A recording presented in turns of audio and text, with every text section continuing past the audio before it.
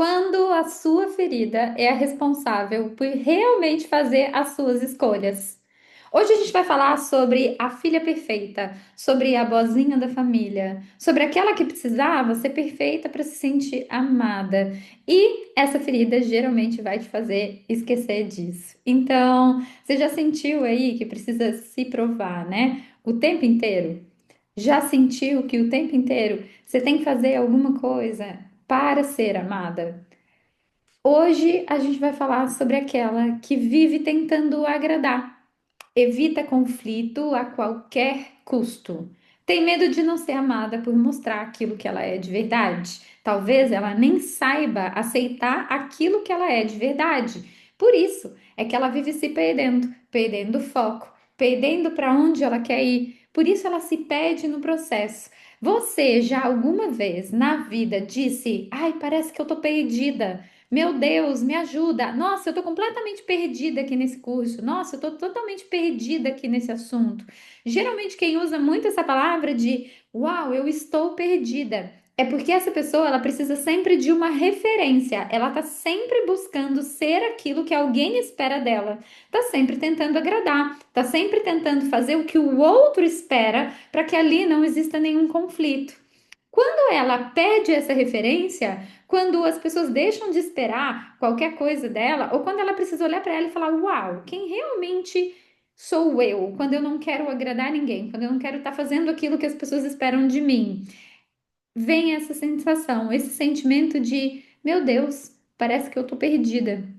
E aí, algumas pessoas acabam levando isso, não é? Para, ai, talvez seja força de vontade da minha parte, né? E na verdade, não. É só a feridinha aí, né? A gente tem um pouquinho desse conflito, essa coisa do buscar agradar o tempo inteiro, tem um pouquinho, é uma misturinha entre rejeição e humilhação. Então, pensa numa criança que ela acabou aprendendo a sobreviver sendo a boazinha.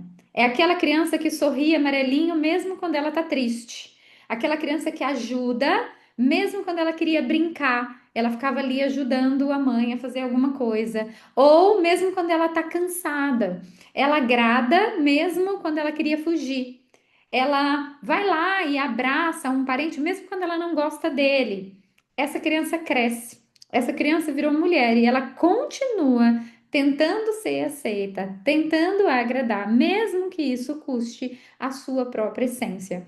Então, quando a gente se vê nesse lugar da boazinha, que é, né, esse lugar da boazinha, ele é das mulheres entre a rejeição e a humilhação, a gente não se sente bem dentro de si, a gente é muito insegura em relação a si mesma. E isso vai mexendo com a gente e vai criando alguns comportamentos, como medo de não ser importante, dificuldade de impor limites, principalmente, gente, dificuldade de impor limites. Então, para isso, eu acabo agradando em excesso ao outro e olhando quase nada para mim, para aquilo que eu gosto, para qual seria a minha opção.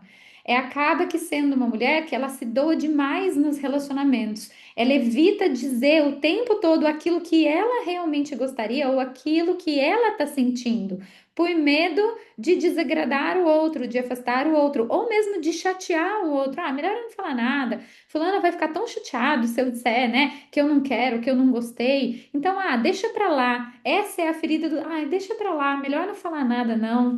Deixa assim mesmo. Tá tudo bem. Na verdade, é ela que sempre acaba prejudicada. E aí, o comer escondido, a fome emocional, vem desse lugar de consolo, do deixa assim mesmo, deixa que eu engulo aqui os meus problemas, para que esse problema seja só meu, que ele não vire um conflito do todo. Então, alguém ainda colocou aqui no comentário, mas essa questão de evitar conflito, né? É sempre para evitar um conflito, essa coisa de agradar o outro, na maioria das vezes, sim. Porque são pessoas que não sabem lidar muito bem com o conflito, elas não sabem se posicionar, falta de limites. Então, muitas vezes a compulsão que vem, ela não é por comida, ela é para anestesiar. E vou colocar mais um ponto aqui, se vocês me permitem. Muitas vezes, quando a gente faz demais pelo outro, então quando a gente está sempre fazendo tudo para todo mundo e menos para gente, Quando a gente vai num lugar e a gente acaba comendo o que as outras pessoas pediram, a gente acaba comprando o que as outras pessoas queriam, a gente, né, a gente se anula. Perceba que a ferida da rejeição, ela tem muito esse lugar de parece que eu não existo. A minha opinião nunca é importante, mas eu também não sei fazer com que a sua opinião seja importante. Então, tá tudo bom pra mim. É a tal da pessoa do, ela não tem boca pra nada. Pô, não tem boca pra nada mesmo. Ela não fala nada daquilo que ela realmente gostaria que fosse. Ela não escolhe aquilo que ela realmente gosta. Eu até vou contar uma história pra vocês, gente. Eu tive muito isso, né? Uma vez, a primeira vez que eu resolvi fazer aquela análise de estilo, sabe quando você faz aquela análise das suas roupas, do seu guarda-roupa e nananá? Eu fiz isso há muitos anos atrás, tá? Da primeira vez, não era nem moda. E foi aí que caiu pra mim essa coisa da ferida da rejeição, do quanto eu era moldada pelo outro. Gente, eu não tinha no meu guarda-roupa uma peça de roupa que eu tinha escolhido. Era assim, o vestido que eu ganhei da minha mãe, o conjunto que eu ganhei da mulher do meu pai.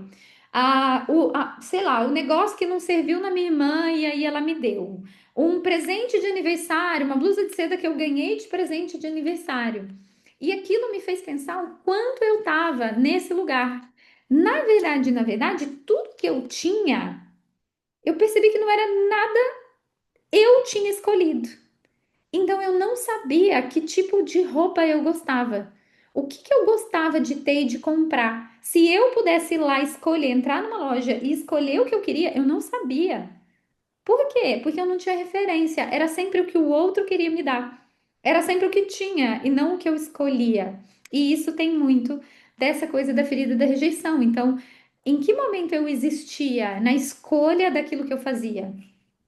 Em nenhum. Logo, né? Não é justo, não é? A época que eu estava bem acima do peso. Se eu não escolhia aquilo que eu vestia, malemar eu tinha poder de escolha sobre aquilo que eu comia. Era sempre o que tinha, o que alguém tinha feito. Aí alguém me oferecia, às vezes eu nem gostava, mas eu comia para não falar que não, né? Então, eu como só um pouquinho, deixa aí mesmo, né? Então, muitas vezes eu tinha alergia, então, tipo assim, eu tinha alergia a leite. Aí eu ia num lugar, a pessoa me oferecia, aí eu ia lá e tomava, porque eu falava, até eu explicar, né, que eu não posso. Aí a pessoa vai falar, é melhor eu tomar aqui um pouquinho, deixa assim mesmo. E então, essa coisa de se anular o tempo inteiro. E quantas mulheres dentro de um processo, quando a gente escolhe emagrecer, gente, a gente escolhe se cuidar. Quando a gente escolhe emagrecer, a gente escolhe a si mesma, não é? Quando eu decido escolher por mim aquilo que eu quero comer, aquilo que eu quero fazer, aquele horário que vai ser meu de autocuidado.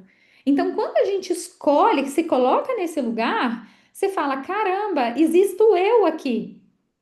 E quantas mulheres não têm essa sensação de que dentro da família, dentro da casa, entre as amigas, ela não existe? Nunca é a vontade dela, nunca é o que ela pode comer, é sempre o que os outros decidem e ela tá ali no meio.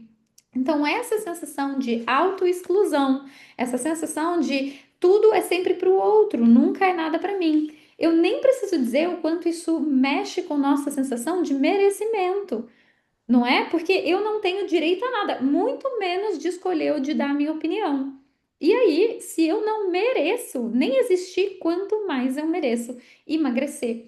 E qual é, se a gente for olhar para emoção, qual é a emoção principal que vem aqui nesse lugar? Duas delas, ou a apatia, eu já não existo mesmo, então, eu tô que eu nem ligo mais, né? Porque nunca ninguém me ouve mesmo, nunca ninguém presta atenção naquilo que eu quero, nunca é pra mim, né? É sempre a comida das crianças, o restaurante que o marido gosta de ir, nunca é o que eu gosto de fazer. Então, claro que nunca será por mim, nunca será o meu horário de treinar, nunca será a minha refeição, entende? Então, claro que não, porque isso começa na escolha de si mesma.